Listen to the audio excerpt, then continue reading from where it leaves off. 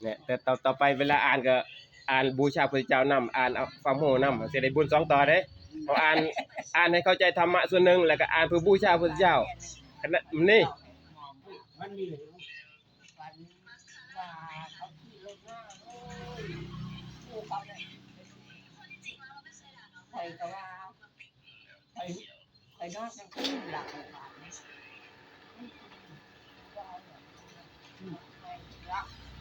เขากระต่ายคือปีนี้เห็นหอบหมูเขาจ่ายก็ไปคือวังภาษาเนาะหลายจากคนตายแล้วปีนี้คนตายหลายเขารถคันไงคนผู้หนึ่งดำเอาแบบรักลูกเล่นลูกนะลูกว่าเป็นหรอคนหนาเป็นหรอว้าดำเลยตัวเห็นเห็นผ่านถึงไม่บอกร่างกายเป็นยังไงอ้วนสูงดำผู้เดียวคนเราบ่เอาวันนี้คนละเอาวันใหม่คนละคนใหม่คนขี่รถแสดงว่านี่บุญนะตายบุญ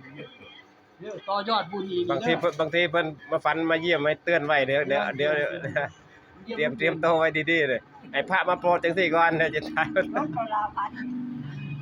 แต่เขาพรรษานี่บอกเขาพรรษาเร็วมากโอ้บ่โดนเนาะ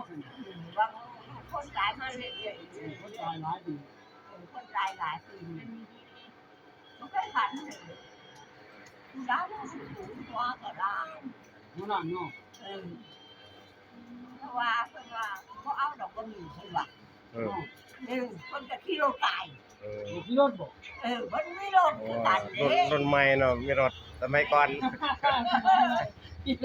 พอดีบ่ขี่เครื่องบินมาเนาะมันเอาไปเลยจงมือเลยจงมือเลยเห็นบ่จงมือเห็นก็ไปบอกไปว่ามันเดียวล่ะอยากใจยงที่บ้านบ่ผู้ดำจัก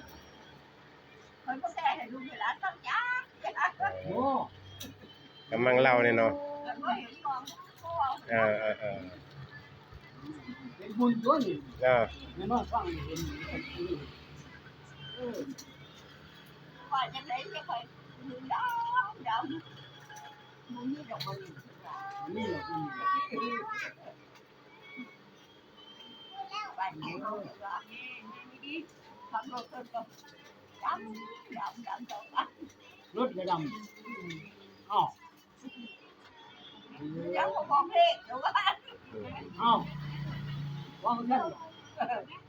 ยังบอกเพลงคนละคนก็มาเพลงเนาะมองว่าตัวเองเนาะ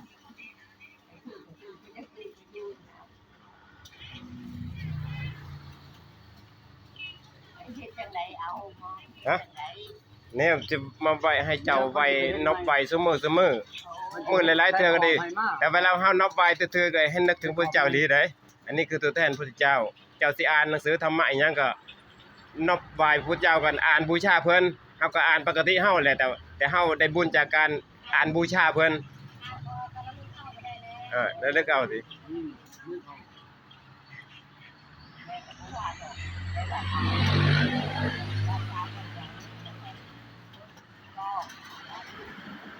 ทางน้ำมูกครับตกเหนือจังใดบ่ก็ว่าสวดเสมอนี่แหละเพิ่นเห็นเจ้าข้างผู้อื่นไง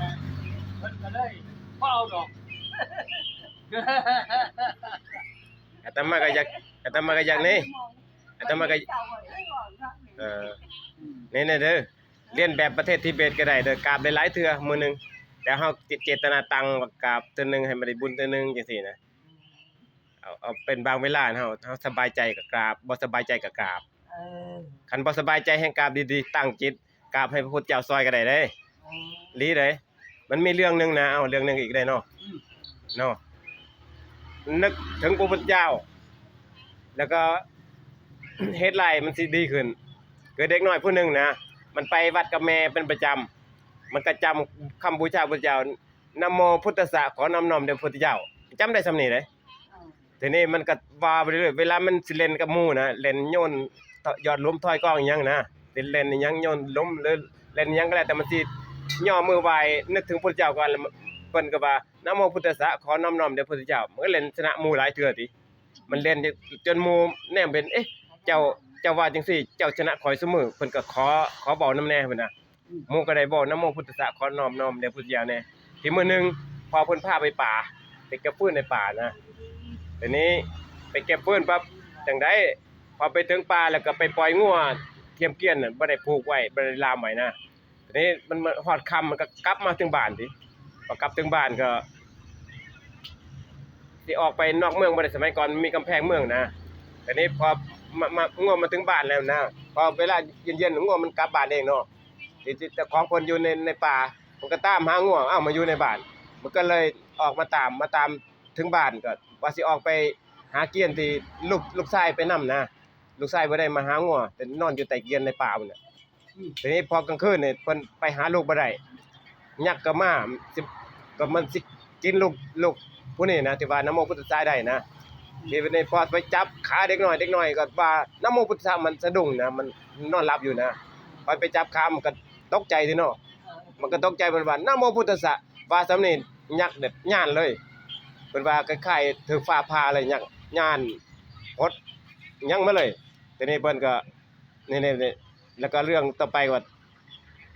ก็เอาสำนี้ก่อนเนาะ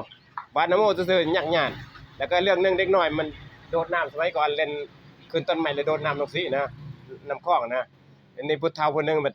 เด็กน้อยมันขึ้นต้นไม้บางสวนเพิ่นน่ะเพิ่นก็ปลูกผักปลูกหยังนะเด็กน้อยก็ว่าสิขึ้นมันก็เหยียบผักเหยียบหยังเพิ่นน่ะเพิ่นก็สั่งเด็กน้อยเพิ่นก็ทำท่าเอาไม้เรื่องนั้นไปเสียบไว้ในน้ำให้เด็กน้อยโตแล้วก็ถึกไม้เสียบนะทีนี้เด็กน้อยมันขึ้นไปก็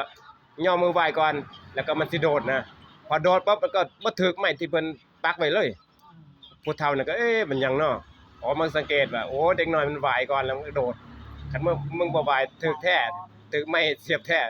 นี่อานุภาพของการยกมือไหว้มือไหว้หยังก็บ่ฮู้นะแต่เพิ่นว่ายกมือไหว้ซื่อๆก็โตน้ำบ่ถึกไม้ที่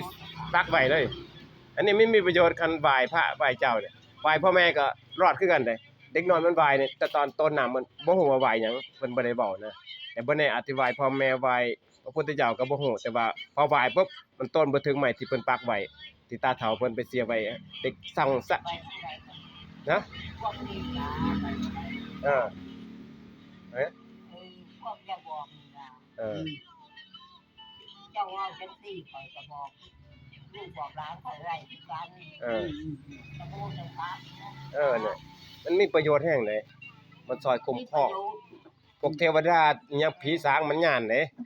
พอย้านบ่ย้านซื่อๆมันบางทีมันคุ้มครองเฮาได้บุญเออไปให้ไปหน้าบ่พอหยังดอกเออมีประโยชน์หมดไหว้พ่อไหว้แม่ก็ได้ไหว้พระพุทธเจ้าก็ได้หมดคำว่าไหว้เนี่ยก่อนฉันบ่เฮ็ดจังซั่นมันก็อันเป็นผู้อันนั่นล่ะอันบุญคุณของเพิ่นนี่บ่ค่อยๆเด้น้องเอ้ยโอ้ยเทวดายังเคารพนับถือเกรงใจหมดบ่ได้เว้าถึงพระพุทธเจ้าอันตรายก็สิบ่มีผู้ใดสิอันนี้หยังเพิ่นก็ซอยอีกซอยรักษาแล้วซอยให้ได้ผลได้ประโยชน์ซอยคุ้มครองรักษานำนะผู้ใดตกทุกข์ได้ยากเพิ่นก็สิซอยก็มีเรื่องอีกผู้นึงเพิ่นยากจนนะเพิ่นเฮ็ดบุญเฮ็ดทานประจำแต่นี้พระอินทร์มาซอยนะเจ้าต่อไปเจ้าดีแห้งโพดต่อไปเจ้าบ่ต้องเฮ็ดการเฮ็ดงานแล้วเพิ่นสิเสกเงินเสกทองเต็มบ้านเลยอันนี้คนดีนะเทวดาก็ให้พรให้เงินให้ทองแล้วบอกว่าเจ้าบ่ต้องเฮ็ดบุญบ่ต้องเฮ็ดนาเฮ็ดไร่ต่อไปข่อยสิเอาเงินทองเสกให้เจ้านี่คนดีนะคนดีก็เทวดาก็เอาเงินเอาทองมาให้อันนี้ความดีนะอาจารย์นี่เด้อย่อมือไหว้ดุๆเด้อเดี๋ยวในภาพตัวอย่างเดี๋ยวสิกำลังสั่งกรอบอยู่เดี๋ยวเอามาให้เนาะสำนี้เนาะสำนี้สาธุ